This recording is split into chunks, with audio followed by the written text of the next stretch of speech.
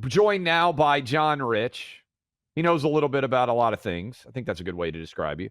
Had an awesome, last time I saw you a couple weeks ago at your house, doing an awesome fundraiser for Marsha Blackburn. You're fighting for people out there left and right. And I know you're a big University of Texas fan, so I may ask you something about that in a moment. But how much have you enjoyed seeing so many different kids on Southern campuses, SEC, ACC, standing up against these anti-Israel protesters? I know you've got and reached out and made contact with the UNC guys who have gone super viral for holding up the flag. But has it given you some optimism in the next generation? Let's bring in John now. We've got him back.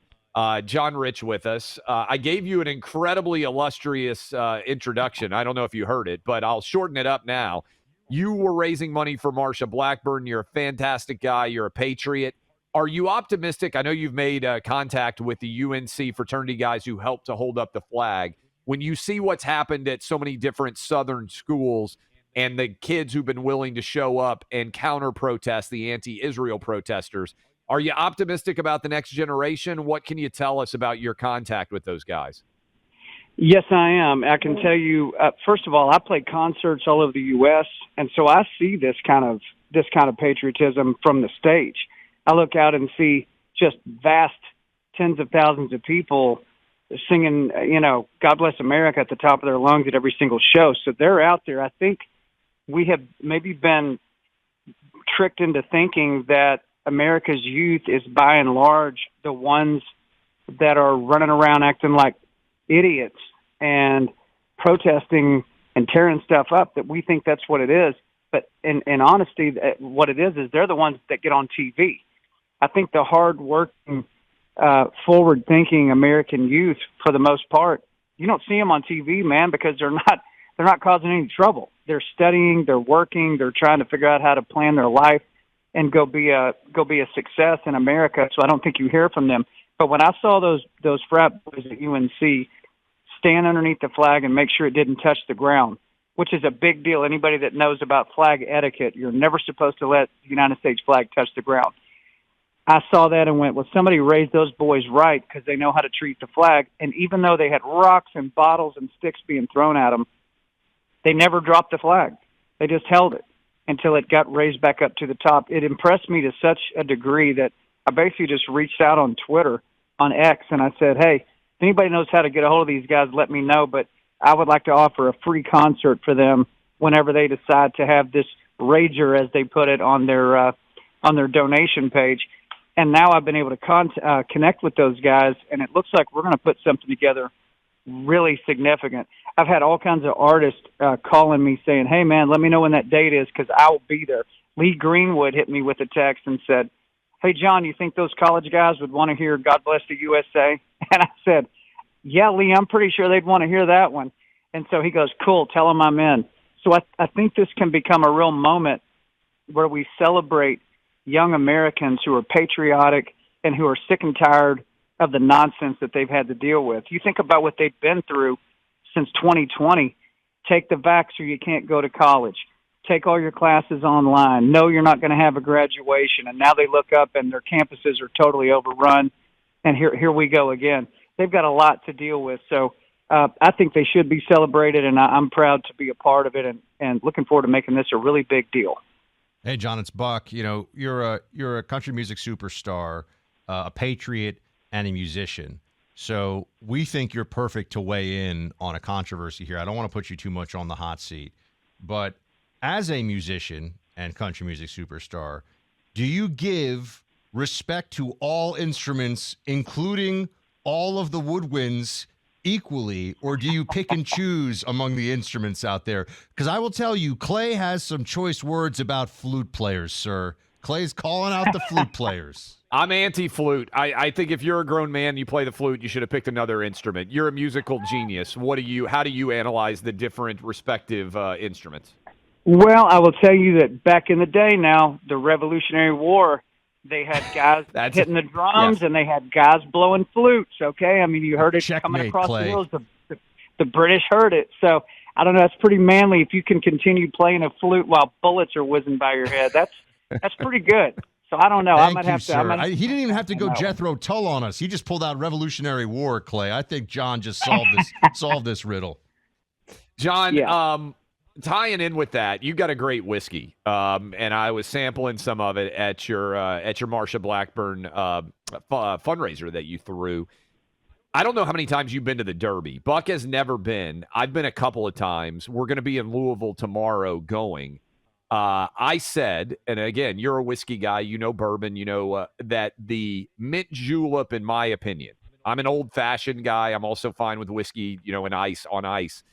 Do you find the mint julep to be as awful of a drink as I do? Can you think of a drink that you've tried and you thought, man, this thing is so overhyped? How would you assess the liquor breakdown here? I would agree with you on the mint julep. I've never been a big fan of that. Now, there is a whiskey version of that. It's funny you bring that up. At the top of my Twitter page on X, I just posted a Redneck Riviera Thoroughbred is what we call it. It's for the Kentucky Derby, and it has a couple of the elements of a mint julep, but it's used in Redneck Riviera whiskey. So if you're looking for an alternative, just go to my Twitter page at John Rich and make the thing. It's like 4 or 5 ingredients. But I agree with you. The mint julep as it stands, it's a classic. I would never order one. I think people probably only drink those when the race happens. No doubt. By the way, how optimistic are you about Texas joining the SEC? You're a huge Texas Longhorn fan. You were in the Rose Bowl for the Vince Young National Championship win over my buddy Matt Leinart, probably the greatest college football game of the last 30, 40 years. I know Texas made the playoff this past year, and I know you were excited about that. You came on Big Noon. How are the Longhorns going to do as full-fledged SEC members? I think they'll do fine. It's obviously the competition's going to be, every week is going to be another grinder. But one thing I'm really excited about for next year in college football is the playoff scenario. Finally. If you're a really good team and you barely missed a cut, well, you won't barely miss it this time. You're actually going to have a shot. I think that's going to make it a really exciting finish to college football. Are you pretty happy to see that set up that way as well? Yeah. Yeah, I had Buck with me. We went to watch Texas play Alabama in Athens a couple of years. In Austin a couple of years ago. Phenomenal scene. I think it's going to be a great fit for both Texas and Oklahoma. I can't wait to see how it all shakes out. Yeah, me too. And I'm married a Texas Aggie, so I know you got an A&M. You got A&M and Texas. Your kids are going to have to choose now. I know. My oldest son is A&M. My youngest son is a Longhorn fan, so it's definitely a civil war in the house when that game is going to happen. I can't wait for it. That's going to be great to have it back. Yeah, it is. That was always one of the most classic head-to-head, matchups, rivalries anywhere in the U.S., so I hated to lose that. So I think it's going to be great, man. Texas going to the SEC. I think it's thumbs up across the board. Now, you've got also, this is pretty cool, you're bringing back a show, The Pursuit with John Rich, which is going to be on Fox Business Network. What can you tell us about that?